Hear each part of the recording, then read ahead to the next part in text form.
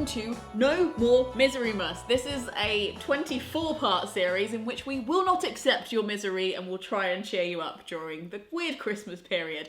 Now, by popular demand, I have brought back the favourite character in the show of my life. Popular demand? People have been asking. Who? Everyone. And when I do a Q&A, everyone's like, how's Craig? People have... I'm like, this is about me. Leena's like, we're scraping the barrel here. I've run out of ideas. Craig, no! dance. Tell him you want him. We are going to be playing Budget Jenga today, which is more popularly known as Tumbling Towers.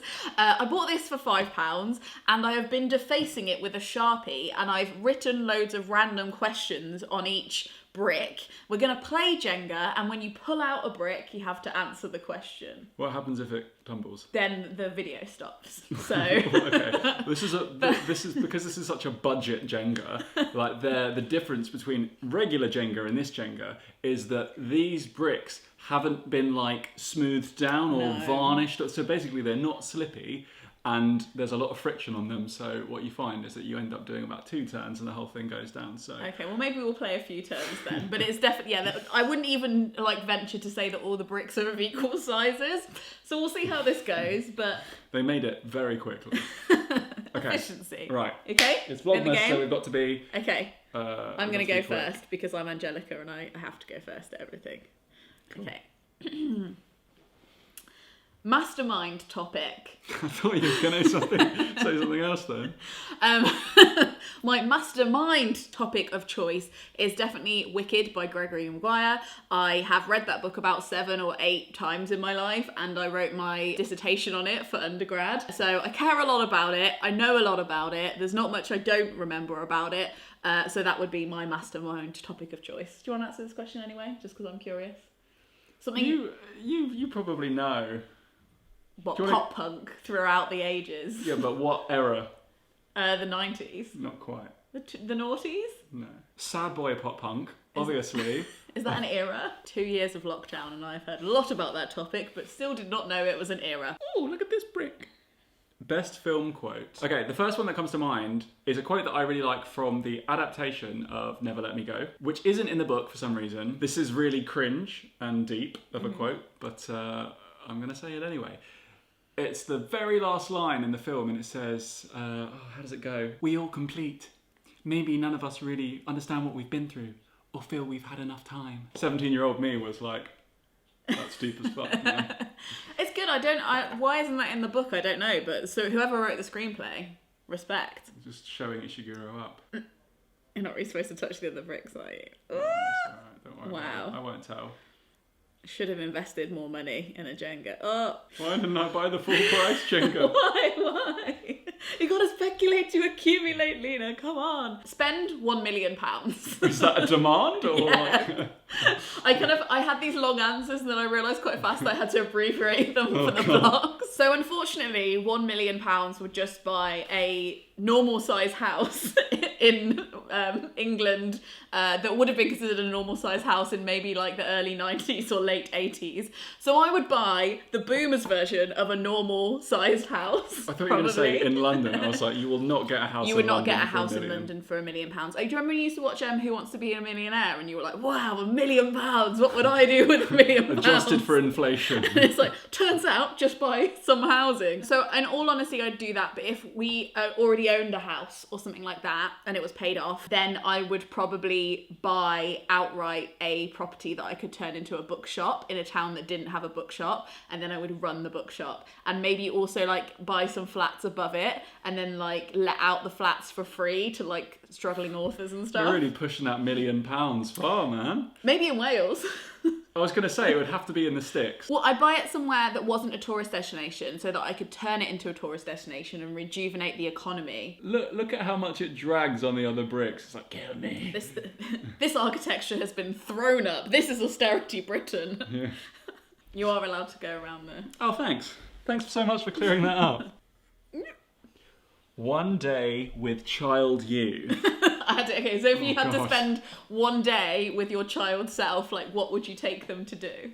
I thought that was quite a clever question. It is, but I feel like my answer would be really depressing and dark. Like, what would you say to your child No, you don't have to say anything to them. Just like you go and take them somewhere. You do an activity. You obviously would have to talk to them, otherwise that would be weird. But you don't have to like impart any wisdom. You just have to like go and spend some time with them. I'd probably go to a gig with 14-year-old me. Oh, that's nice. Me. My first gig ever was Bring Me the Horizon at Brighton Concord 2 in 2008, and it opened my mind to that world. And I loved it, and I would love to go to that gig again. So it's not really for child me, it's really for adult me, where it's like, oh, I'd love to go to my first gig again. But experiencing like a nice life-changing gig with your like old self, that would be really trippy. Imagine the drinks after. That's not anywhere. It's fine. Oh, funeral song. It would be. How did you come up with these questions? This is what goes on in my mind. So morbid. Eternal Sunshine of a Spotless Mind. It would have to be Gimme Gimme Gimme by ABBA.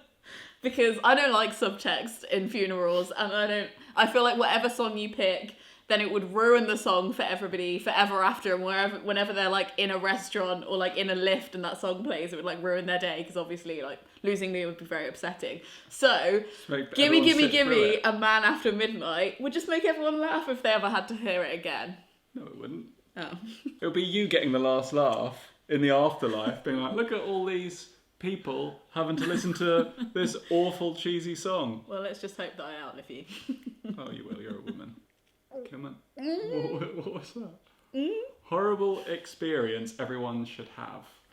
In what way? So, like, you know those, like, experiences that you're like, oh, that was horrific, but I think everyone should do it at least once, because the people who haven't had it or done it don't really understand. I've got two answers for this. The first one is, I feel like I learned a lot from failing 2 driving tests before I passed, although, you know, you're the master I of failed failing 4, so does that tests. mean I'm twice as wise? You know when you're driving along and you think that you've passed your test and they're like, you failed, you did 3 serious things wrong. You're like, oh, so you can just do dangerous stuff without even noticing. So I feel like that was very good and sort of benefited me in the long run. And the other one is having a really serious relationship with someone who's no good for you and coming out the other side of that, because it helps inform you about who you are. Even though I had a lot of shitty relationships before you, they sort of shaped me, and therefore it unlocks better relationships in the future, because you know what to look for. And it definitely also makes you like stay in long-term relationships, because you're like, this is the best it gets. this is I've done some research. What's it used to say? Like, Craig, I'm not going to break up with you. I've scrolled to the end of Tinder. Yeah, literally. I did. Anyway, next brick. So basically, I'm not allowed to take it off the top, am I? Don't take it off the top. Thought you could get away with that. Absolute Tory. Okay. Tory Jenga behaviour. Life motto: everything in moderation. Even moderation. No, there are some catchphrases. What are my other catchphrases that you come up with? You got to speculate to accumulate? Yeah, you don't say that one that much anymore. Because I've speculated. You always say, it's a whole thing. Like, it's a whole thing. Right. As in, like a very there's an essay to be written there, but I don't have time to write way it. Of being like, I'm going to stop talking about this now. Not my circus, not my monkeys. Yeah, that's a good one. That's always very useful. Oh, it's your go, sorry. I'm just a side character in your main character story. Autobiography title. I know your one. That's a better answer than my one. Do you want to tell the story? I don't remember. What's the... Whilst you're down there. No, we can't tell that story. But the title of my autobiography is Whilst You're Down There, and I'm never going to tell that story on the end. Leave it happy there. to have that out there. Let the people want answers. Let them want more. Okay. Or it would be quirky but capable. Yes. Are you allowed to tell that one? I've already told that one. I'll link the video. Okay, cool. My autobiography title. Sad Boy in Good Lighting. Great. Or something like that. Because you love light and photography and stuff, and you're always like obsessed with the thing of light, but you also like sad boy pop punk. Look on the bright side. Yeah. I don't know if I can get away with that one. I think it is okay. Oh. How the video lives on. Lives to fight another day. Change one thing about you. Change one thing about me. Yeah, or about yourself. It can be looks or personality, or like a habit, or do you have anything. to like substitute something else for it? So like if I was like... No, you can just lose something.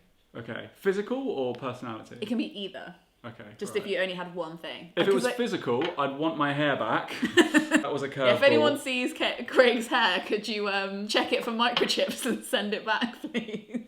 It's fine. I'd rather lose my hair than be really unwell. But thanks to my granddad for the great genes. I think the main thing that I would change about myself, and it's getting deep again, but is anxiety and obsessive compulsive disorder. Although I don't know whether I want to say that on the internet. Do I want to say that on the internet? I'm a very anxious person, and I would like it to go away. So I'm not going to elaborate any further. Fair. That's my answer. But What's the one thing that you would change about you? What's the one thing you would change about me? I haven't changed anything about you, Chris. I would take away your You would take away my anxiety because that's the bit that annoys you the most. It troubles me because it troubles you. Oh shush! You know. Stop! Don't play that holier than thou card. I would like you to like musicals, not the same musicals as me, but have some in the genre. I do like some musicals. South Park the musical doesn't count. Bo Burnham is it doesn't quite pretty count. much a musical. It's the same thing. I would like you to like at least 5 musicals. I bet you I could name 5 musicals that I like right now. Okay, Matilda. It's not too a bad. musical. What, the actual musical? Yeah, the actual musical. Have you seen it? Yeah. Wow. It's not bad. With my ex-girlfriend, but don't worry about that. Okay. She dragged me along. Look, however it comes. I'm sorry to say that I went to see a musical with somebody Oh else. my god. Okay, that was not shit. South Park the musical. That is a musical. How dare you? Thoughts in the comments, please. If Bo Burnham counts as a musical, then I'm having that one. I think it's a new genre. I think it's a new genre. Okay, some fusion of vlogging. Ooh. What are we supposed to remember? To turn the hot water on. Shush. Okay, 4th musical. Got it. I'll be so quiet. Great. We Will Rock You was a good one. She's such a... What's the word? What, obedient? What's the word for obedient? The new word that's like... Simping. Yeah. Anyway, okay. We Will Rock You was good. And then there was one about that band Madness that I went to see when I was younger called Our House, and that was banging too. So there you go. Okay. 5. So they're jukebox musicals. What does that mean? It means that they're like a band has released an album and then people made a story around it, which is fine. Mamma Mia is a jukebox musical. Great. Thank you. I'd like to like more musicals. Okay. Oh, they're all stuck. They're all... Oh, fucking hell. Oh dear, what a pickle. Looks Just like go it's around the end and for tap poor it. old Kath. Oh. Steady. She got it. Shit the bed. Oh, fuck. Okay. What makes you feel like a kid? Making a mess. Things that make me feel like a kid, basically, this is one of my arguments for like, turns out jogging, not that bad, is like, when you're a kid and you get to the park or you finally get out of the car or you're finally let out to play in the street and you just like bomb it. That's Were what you I do. a dog as a child? Yeah, as a child I was a dog. And then and like you just run and like you don't get like I kind of have those moments while I'm jogging where I'm just like, yeah, let's go. And like that makes me feel like a kid, which is one of the reasons why like jogging was a revelation for me. And then also like cooking, but like making a mess cooking. So like where you have to get your fingers really involved. That makes me feel like a kid. Excellent. I guess sometimes when you read the right book, yeah, that's one of the only things as an adult that I'm like, I recognise this feeling. The murderer's ape man. That's cool. Common man. You do the next move as well. No, why don't you go? Sorry, I'm an Angelica by trade. I'm trying to You're reform like, myself. This is my show. It's all about me. Dream second passport, as in if you had a passport for another place. Yeah. Where would it be?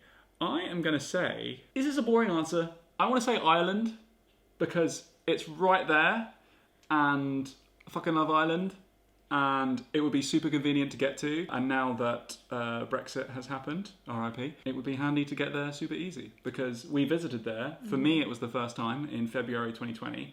Then the pandemic hit. Then Brexit happened. And I'm like, I'd love to be like someone that is welcomed with open arms. Like we used to be. Does that make sense? Yeah, that makes complete sense.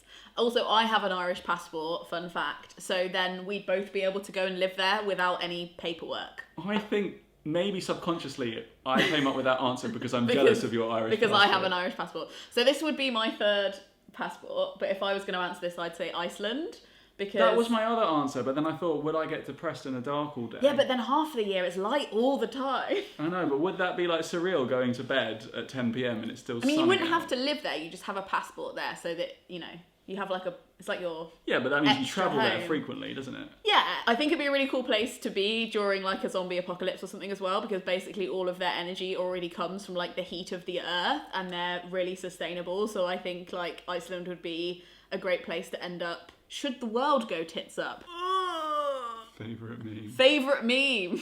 Oh, God. Mine is the one of the kid going, I fucking love colouring. Because I just find it so it's just hashtag relatable. I just like enthusiastic, wholesome memes, and that's my favourite one. God, I can't even begin to pick a favourite meme. There are so many good ones. Or the one of like the girl colouring and crying, or when it's like when your boss sends you an email at 5:05 p.m. and you're like, okay. I will probably think of my favourite meme later down the line, and it will be on the screen right now. Oh.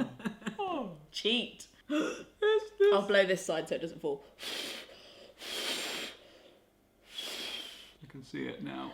But okay, most likely conspiracy theory. I don't really feel like I've ever seen a conspiracy theory that I truly believe. Although I did see one the other day on IG, which was something along the lines of we were much more advanced as a species and much more in tandem with what we are supposed to be as a species many, many years ago, before capitalism, before we had any kind of fixed system. The government and the powers that be know that, and they know that we will thrive, and they know we will take our freedom, so they don't actually tell us that. So there's loads of like other stuff that they know about history, but because it was sustainable, it's biodegradable, so we don't really have any evidence of it. It doesn't make the rich people richer. I don't believe in any conspiracy theories, apart from the Bermuda Triangle, I don't because know what that is.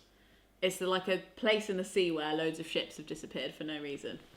Ooh, And the people have theories about why, and I believe them all. Okay. Oh. Dream mentor. I would love Amanda Palmer as a mentor, because the way even the way she's done stuff wrong and then changed her mind, like I like the way she's changed her mind and the way she's expressed it. The way that she's uncancelled herself. I think that like I want to learn how she makes mistakes so well, and also I think she has a similar mindset to me that's like community based, open, anti-capitalist, but like she's had to do it in the real world for longer than me, so I'd like to understand her thought process. It's getting tricky. Oh wait, hold on, this one looks a bit wobbly. I can't believe you got away with that. Look at that. Switch faces with a celeb. I'm really late to the party, but I've just watched the Normal People TV show.